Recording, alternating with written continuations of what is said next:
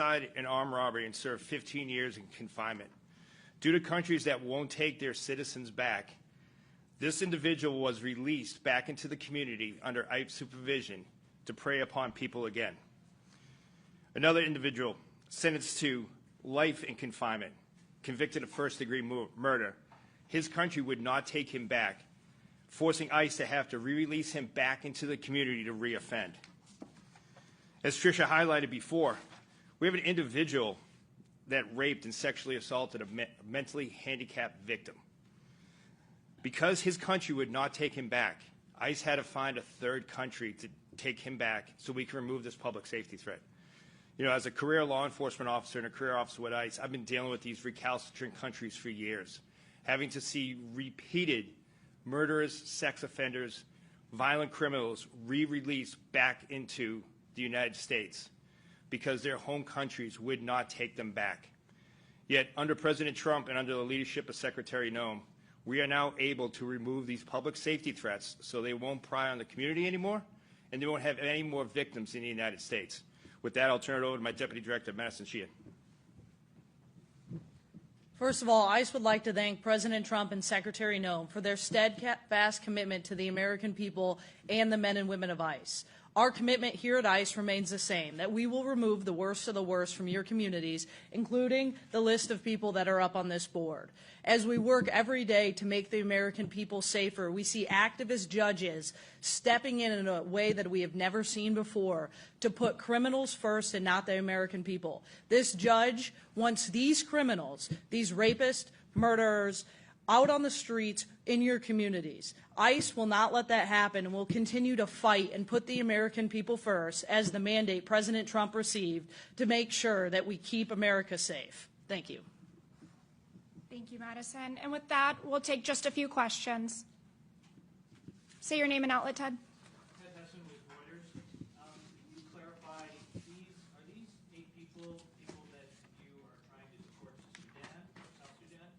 And if so, why South Sudan? Where are they now? And are these the only 8 on the flight, and are there others? These are the only 8 on the flight. Because of safety and operational security, we cannot tell you what the final destination for these individuals will be. Brittany, Axios? The judge asked that you keep these individuals in U.S. custody once this flight lands. Is that being followed through? Has the flight landed yet? Do they remain on the plane, essentially? They're still in DHS custody as far as their exact whereabouts, again, because of operational security, and given these are such violent criminals, rapists, child rapists, as I've mentioned, we cannot disclose that. One more follow-up on recalcitrant countries. As you're looking for these third countries, can you just elaborate on how you're working with the State Department to identify these potential partners and what other countries are on the list? Obviously, El Salvador, potentially South Sudan, a few others have been floated. Could you just clarify that? Yes, State Department has been a fantastic partner and brokering these agreements, again, especially when it comes to truly the worst of the worst individuals, countries that did not want to accept these heinous individuals. We're grateful that we found a nation through the State Department to do that. Todd, would you like to speak further to these? No, I would just like to say that, you know, these individuals did receive due process. The Safe Third Country Agreement is in the Immigration Nationality Act, which was enacted by Congress. So as I said, as throughout my career with ICE and being a career law enforcement officer in immigration, we've dealt with these recalcitrant countries for years.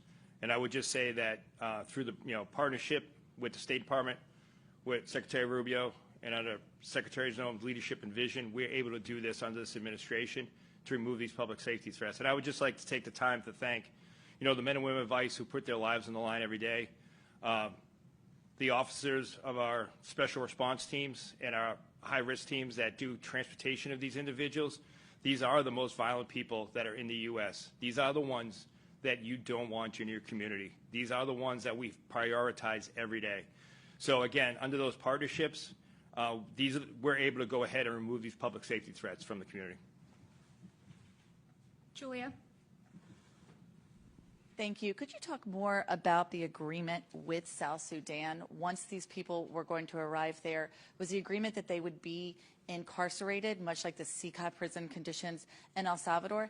And were each of their home countries actually notified? In other words, did you try to send them back to their home countries before you made this decision? Yeah, I would caution you to make the assumption that their final destination is South Sudan. As far as that agreement goes, I would definitely refer you to the State Department's for specifics, but perhaps Madison or Todd, you'd like to add something here? So sure.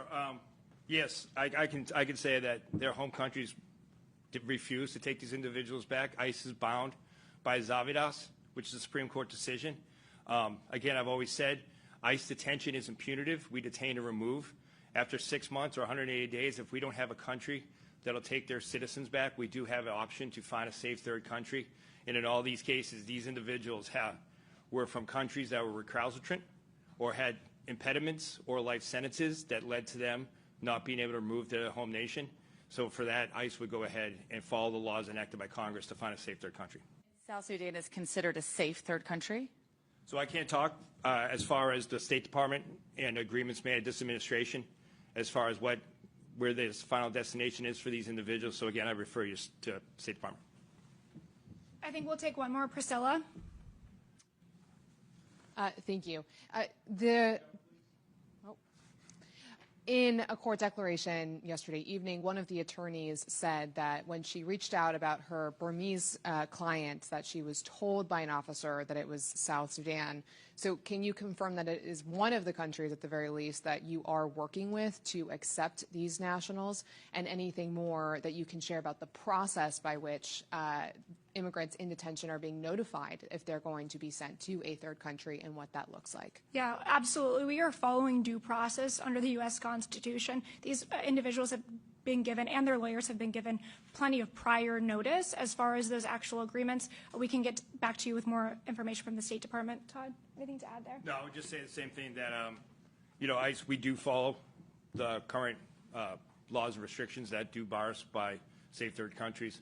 And I would just say that I would refer you to the State Department, not necessarily on any final destination that these individuals may not be going to, but State Department has a multitude of countries that they are working with for safe third countries. So I'll refer you back to State Department.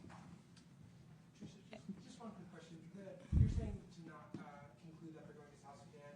DHS is streaming this press conference right now. Sure. With the headline that says DHS press conference on migrant flight to South Sudan. Sure. So is the department then confirming that this flight is going to South Sudan?